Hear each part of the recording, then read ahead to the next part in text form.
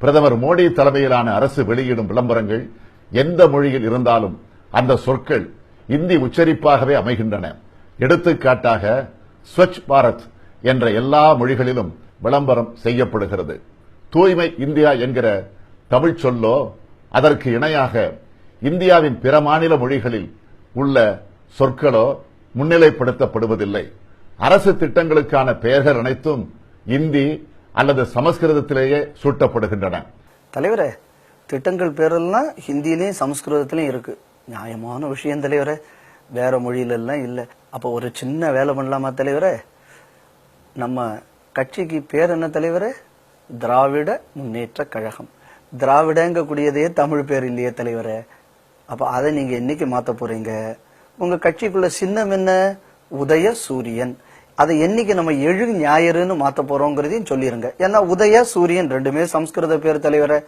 நம்ம கட்சிக்கு அந்த பேர் ஒத்து வராது தலைவரே. தலைவரை, உங்க பேர் என்ன தலைவரே? ஸ்டாலின். இந்த பேரு எந்த சங்க இலக்கியத்துல வருது தலைவரே?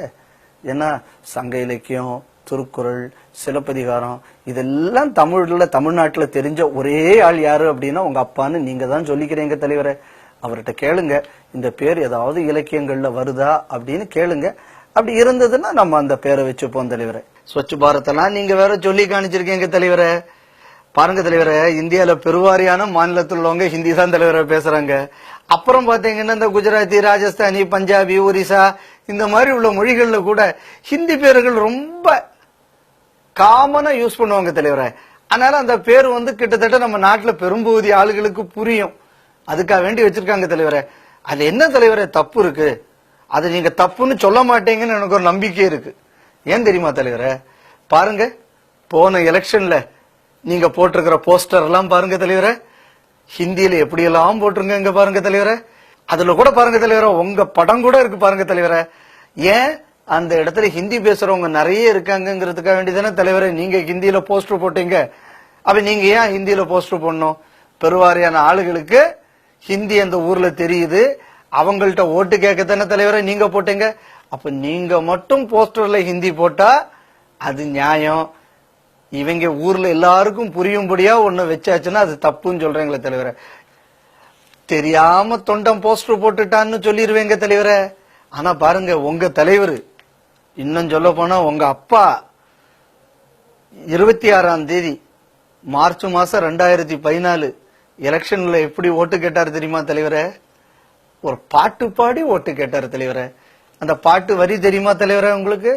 எனக்கு கூட பார்க்காம அதை படிக்க தெரியலையே தலைவரே. அவ்வளவு தூரம் எனக்கு மனப்பாடம் இல்ல தலைவரே. ஆனா மனப்பாடமும் உங்க அப்பா அந்த பாட்டை பாடினாரு தலைவரே. நான் பாடுறேன் தலைவரே அந்த பாட்டை, நல்லா கேட்டுக்குங்க. ஹிந்து முஸ்லிம் சீக் ईसाई आपस में பாய் பாய், आपस में பாய் பாய். உங்க அப்பா பாடின பாட்டு தலைவரே.